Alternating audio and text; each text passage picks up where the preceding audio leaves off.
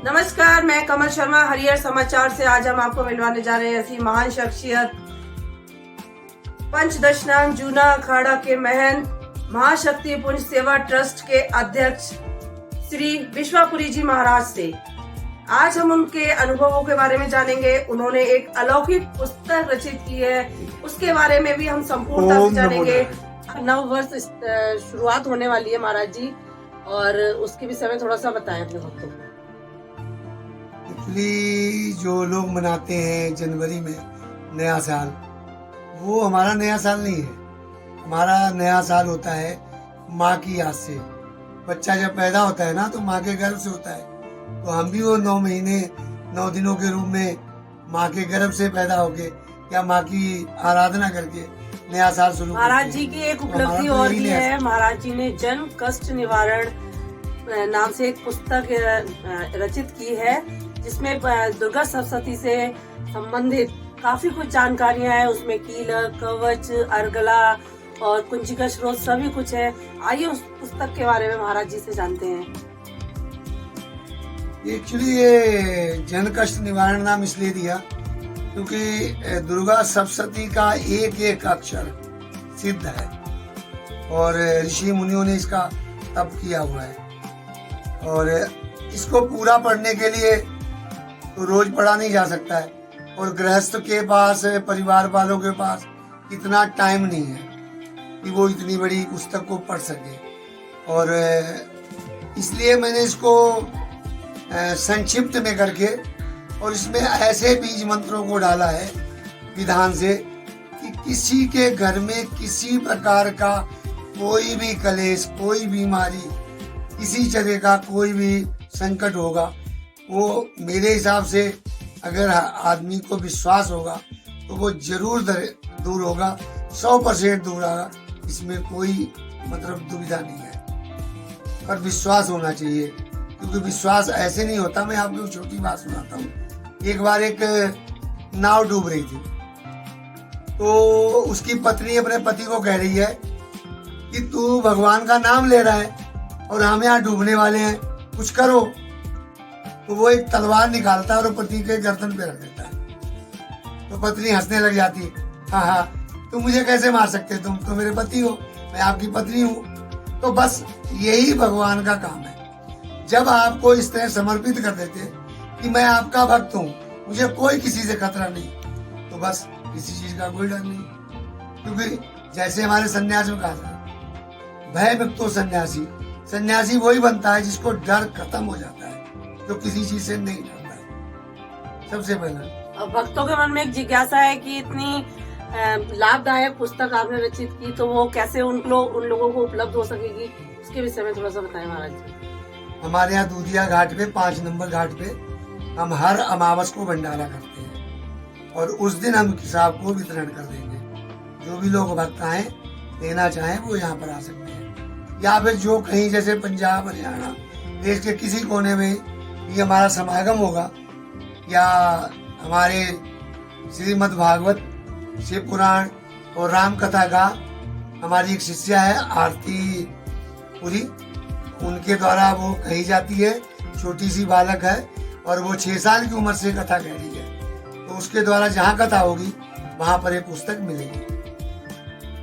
महाराज जी, नवरात्रि शुरू होने वाले हैं और हमारा नया साल भी है ये, और तो उसमें भक्तों के लिए आप क्या संदेश देना चाहेंगे? 9 दिन जैसे कुछ भक्त होते हैं अलग अलग हर दिन के हिसाब से भगवती की भोग लगाते हैं, तो ऐसा है क्या हर दिन अलग अलग तरीके से भोग लगाएंगे, या जो इच्छा हो वो लगा सकते हैं? वैसे तो आपके पास जो है उसका भोग लगा दो, और बाकी विधान तो है, हर रोज का भोग अलग अलग है और कोई महंगा भोग नहीं है।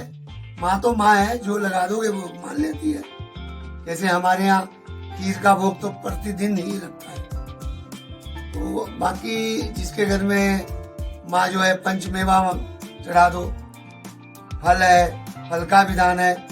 और ज्यादा जानने के लिए हमारा YouTube चैनल महाशक्ति पुंज सेवा ट्रस्ट में आप जाइए, उसमें वीडियो है, हर एक नवरात्रि का वीडियो है, आप देख सकते हो। उसमें चैनल को सब्सक्राइब कर लीजिए और उसमें आप देखते जाइए, आपको मिल जाएगा। महाराज जी, कुछ भक्त तो पूरे नवरात्र के व्रत रहते हैं, तो उस समय उन्हें कैसा फलाहार लेना चाहिए जिससे कि उनकी स्वास्थ्य ठीक है, उसके लिए हम थोड़ा सा बताएं। इसमें उम्र के हिसाब से होता है। कुछ लोग निर्जला रखते हैं, 9 दिन तक जल भी नहीं लेते हैं और जल पीते भी हैं।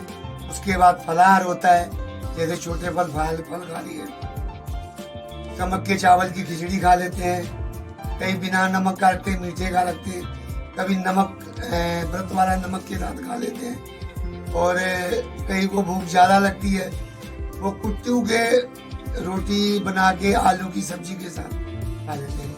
लेकिन मैंने देखा कुछ लोग हल्दी वगैरह भी खा लेते हैं। इसमें ऐसा खाने का विधान नहीं है। हल्दी खाने से व्रत टूट जाता है। सिर्फ आप काला वो व्रत वाला नमक और काली मिर्च का जो पाउडर होता है अपने आप बना लो, बाहर के पाउडर का भी पता नहीं होता है। इसके अलावा हरी मिर्च डाल सकते हैं, इसके अलावा कुछ भी नहीं। भिंडी वगैरह लोग खा लेते हैं, भिंडी वर्जित है, टमाटर वर्जित है। वैसे तो अपनी मर्जी कुछ भी खा लो, लेकिन ये व्रत में नहीं आती। अपने भक्तों को कोई संदेश देना चाहे महाराज जी? ये माँ के बड़े व्रत होते हैं और जो श्रद्धा भाव से रखते हैं। माँ जो है अथर्वशीष में कहती है कि मेरी भक्ति करने वाला को मैं, मतलब कहने का मतलब उन्होंने कहा है कि अगर उस बंदे के पास बम विस्फोट भी हो जाए तो मैं उसको बचाती हूँ, इससे ज्यादा और क्या है। और उन्होंने कहा है कि जब सब कुछ था तब भी मैं थी, और कुछ नहीं था, शून्य था, तब भी मैं थी। मैंने ही ब्रह्मा विष्णु को बनाया। कहते हैं ना, एक श्लोक आता शास्त्र में कि काली कृष्ण रूपाए राधा नाम शिवाय चा। काली ही कृष्ण है और राधा ही शिव है। तो इसी के साथ पहले सुबह सुबह साध के शरणे त्र्यंबके गौरी नारायणी नमोस्तुते जय मनसा मां जय। हम महाराज जी से 2008 से ही जुड़े हुए हैं और इनकी अनन्य जो भक्तों के लिए जो पुस्तक का ये जन कल्याण निवारण का जो इन्होंने रचित कराया है, वो बड़े ही शौक उससे, मतलब इसमें सभी बीज मंत्र और सभी का इसमें उल्लेख किया गया है जो जन कल्याण के लिए है। और हमारा अनुभव है कि जब से हमने ये पुस्तक का अध्ययन किया, मतलब पाठ कर रहे हैं, उसका बहुत ही लाभ और वो हो रहा है। सबसे बड़ी अपनी आज के जीवन भागदौड़ में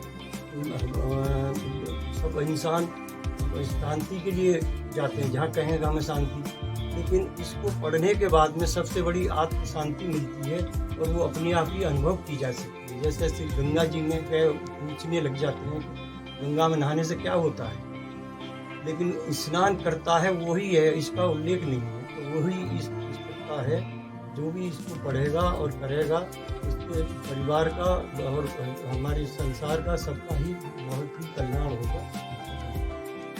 आप महाराज जी के अनन्य भक्त हैं, उनको रोज प्रसाद मनसा देवी से ला कर के खिलाते हैं। और देखिए, मनसा देवी महाराज जी डेली नहीं जा पाते हैं, व्यस्त अपनी दिनचर्या की वजह से, तो उसके विषय में थोड़ा सा बताइए, किस प्रकार से आप महाराज जी का ध्यान रखते हैं? हम क्या है, माता की कृपा है और मैं माँ मनसा माता से सन 76 से जुड़ा हुआ हूँ। तब से नियमित से आरती में जाते हैं और माँ के दर्शन करते हैं, और वहाँ से जो प्रसाद पुजारी जी से हमें ग्रहण होता है, सबसे पहले हम महाराज जी को देते हैं, महाराज जी को अर्पित करते हैं। और महाराज जी बड़े उससे सोम से और हमें भी आशीर्वाद देते हैं और बड़ा ही मतलब हमें सुखद अनुभव होता है। विश्वापुरी जी महाराज जी से और उनके अनन्य भक्त राजवीर शर्मा जी से, जिनसे हमें भी काफी ज्ञान मिला। मैं कमल शर्मा, हरिहर समाचार, विश्वापुरी जी महाराज के निवास स्थान से।